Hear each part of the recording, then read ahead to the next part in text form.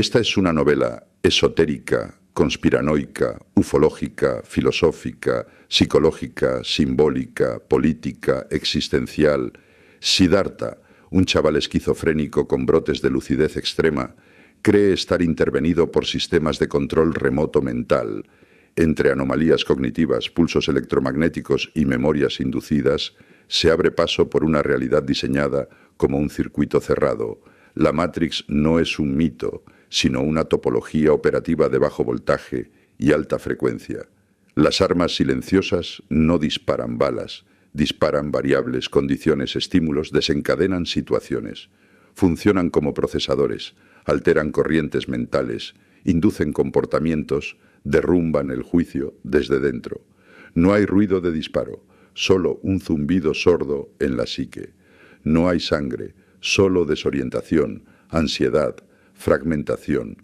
El objetivo, modificar la conducta sin que el sujeto advierta que ha sido intervenido. El cajero automático me acababa de notificar una serie de donuts en un recibo, lo que me daba a entender que el piso lo iba a pagar Dios. Entré en el banco y esperé.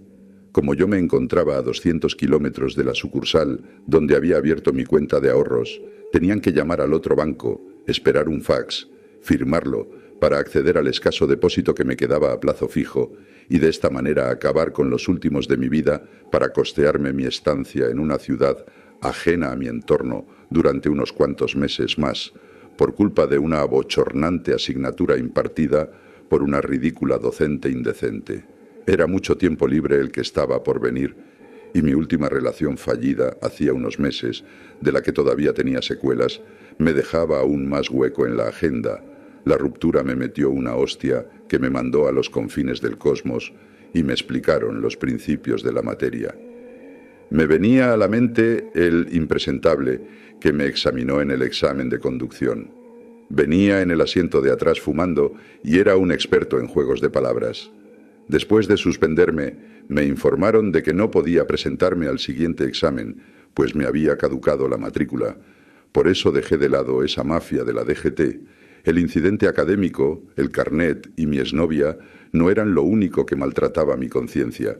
También estaba la madre con la que no me hablaba, y una querella en trámite que yo había presentado contra un pijo todopoderoso que me había propinado un buen golpe un día de fiesta. Mi táctica era la siguiente. Antes de cegarme en una explosión hondonadesca de hostias, podría sacar beneficio económico de dicho sujeto malcriado. Fue a posteriori cuando me di cuenta de que no estaba en posición para andar con procuradores o abogados, ni tenía poder para enfrentarme a esa familia. Aquí tiene su dinero en efectivo. Muchas gracias, muy amable. Menuda hija de puta. Pensé. No hace nada, menos hace el interventor y menos el director. ¿Por qué estará tan convencida de poder pasearse con esos aires de déspota? Respuesta fácil. Dinero. Puerta a presente alternativo. Conté el dinero y me daban las cuentas, siempre y cuando no me excediera de 40 euros en comestibles al mes. No me preocupaba, pues ya tenía comprobado que se subsiste. Salí del banco y tropecé con algo. Eran 2 pares de zapatos relucientes acompañados de un acento norteamericano.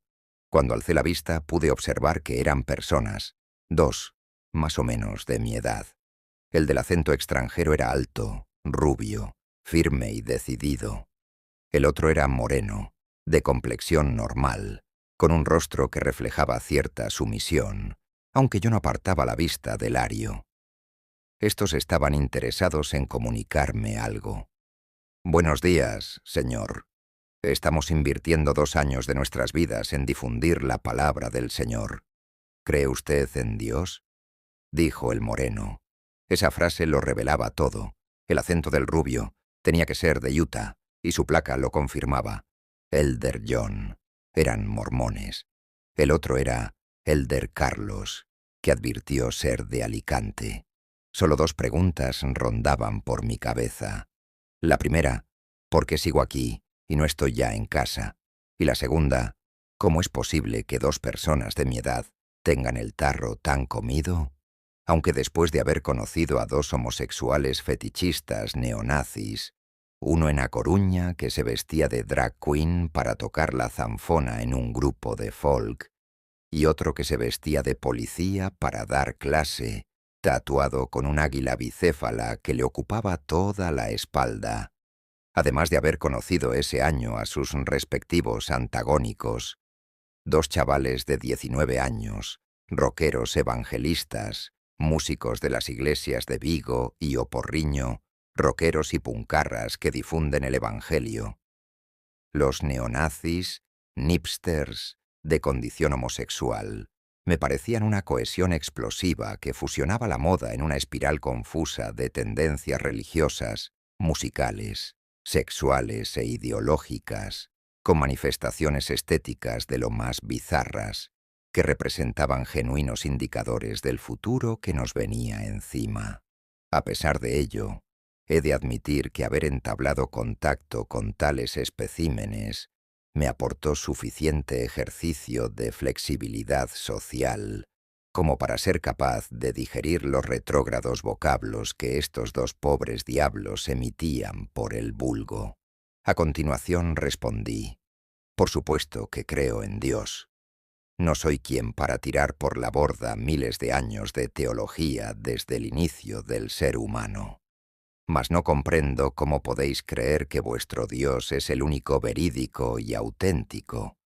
Tampoco puedo entender que dejéis 2 años vuestros estudios para hacer esto, y lo consideréis una inversión.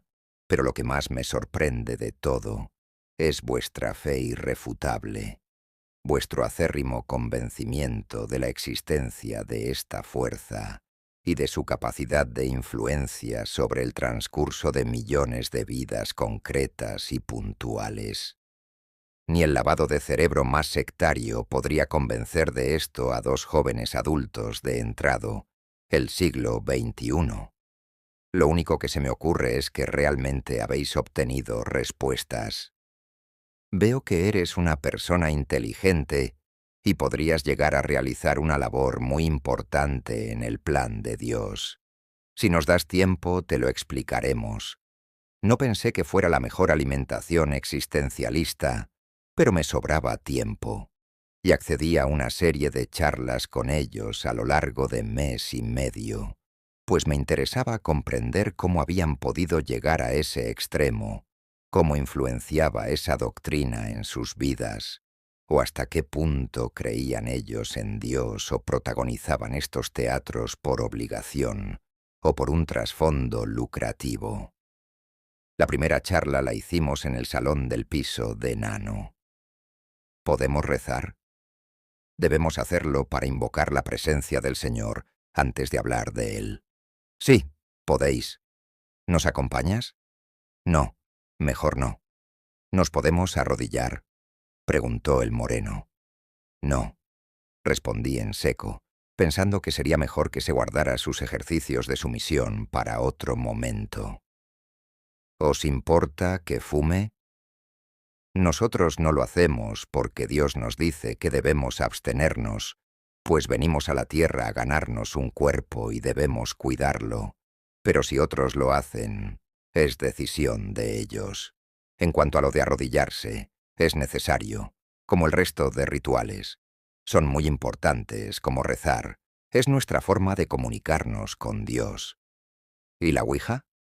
Es otro medio, pero no es legítimo, es oscuro, no es el recomendado por Dios. Empezaron a recitar una oración similar a las católicas, aunque algo más fanática, y cuando acabaron sacaron el libro de Mormón, que narraba los episodios del profeta y la historia de cómo escribió las tablas de Nefi. El mormón de Utah, Elder John, era el más adoctrinante e impositorio, y estaba claro que no venía solo a debatir sobre teología. Tenía la intención de verme rezar, de hacerme mormón. Querían que me leyera su libro. No tenían ni la más remota posibilidad de conseguirlo. Sin embargo, yo sí estaba interesado en hacerme con un ejemplar de la Biblia del Mormón, y más aún si era gratuito. Ellos aseguraban darme uno en la tercera reunión. En esta les dejé arrodillarse. e incluso recé. Fue en mi terraza. Es sabido y muy común, no solo en Occidente, respaldarse en cuidadores invisibles, héroes o vigilantes de leyendas, sobre todo cuando se está en las últimas, o tenemos problemas que nos superan. Yo mismo, cuando pedí ayuda a Dios, los problemas se acabaron resolviendo, y gente cercana comparte estas experiencias. Por eso, en lo que quiero profundizar es en la parte de comunicación con Dios. Los profesores de religión de instituto solían decir cosas así como: Dios nos contesta de una forma muy sutil, mediante sucesos y detalles de la vida cotidiana. Pero, ¿qué porcentaje hay de intervención divina y cuánto de sugestión? Entonces, mi teléfono móvil, que estaba encima de la mesa, empezó a sonar. Me estaban llamando, y Elder Carlos me mostró las palmas de sus manos mirando al suelo con expresión de alegría, haciendo entender que era la primera señal. Contesté la llamada. Era un amigo que no podía quedar esa noche, pues tenía que recoger a su hermana del aeropuerto. Por lo visto, no pudo acabar su año de intercambio en EE. Al caer enferma en la sede mormona en Utah, donde residía, le ordenaban realizar todas las tareas domésticas con 40 grados de fiebre y no tenía derecho a atención sanitaria. Colgué anestesiado por la magna paradoja. El mormón valenciano introducía sus oraciones con 3 verbos en primera persona del plural, que alternaba según su grado de convicción o seguridad. Creemos, entendemos o sabemos. ¿Podemos estar hablando de una civilización más avanzada en un plano emocional y tecnológico? Sabemos que así es. ¿En otro planeta? Entendemos que si el cuerpo es similar al nuestro, tendría que tratarse de un entorno de iguales características, o similares, pues para suprimir el sufrimiento creemos que es necesario eliminar la enfermedad y el error en el que está sumergido este mundo. ¿Qué me dices del resto de religiones? También son sirvientes o mensajeros y están en el plan de Dios, pero no es nuestra doctrina. Ese fue el momento de una larga y trascendente conversación, donde mis creencias sobre el creacionismo extraterrestre no parecían distanciarse tanto de esa sectaria subreligión cristiana. Sabemos que es muy temprano, pero creemos que ya estás preparado para saber el secreto. Finalizó el mormón valenciano.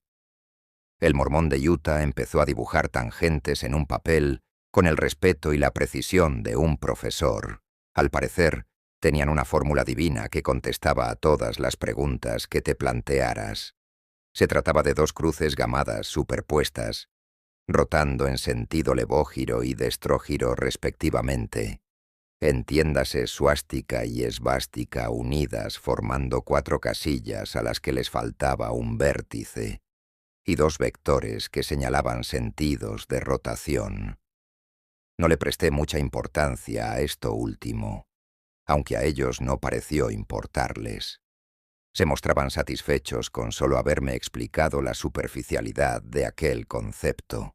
No insistieron en el modo de ejecutarla ni en sus posibles aplicaciones. Antes de irse me regalaron el libro de Mormón y les pedí que me lo firmaran. Se rieron y se fueron por las escaleras. ¿Sería el ascensor demasiado avance científico para un mormón? Quizás como el microondas. La vecina de enfrente había reparado en los 2 personajes trajeados que acababan de salir de la azotea y miraba con desconfianza. Me quedé tirado 2 horas en la misma terraza del piso de Nano, observando el cielo azul. Estaba lleno de rayas blancas como si hubieran pasado 6 aviones, y hacía demasiado calor para ser abril. No podía parar de pensar, y cuanto más me adentraba en la cuestión, un mayor número de dudas surgía. Pensé en 3 grandes recuerdos que enfatizaban mi teoría de que existían todo tipo de escisiones, incluso estudiantes jóvenes. Primero recuerdo Jehová, y me encontré un grupo de testigos de Jehová. Buenas tardes. ¿Sabe usted que actualmente en el planeta reina el mal?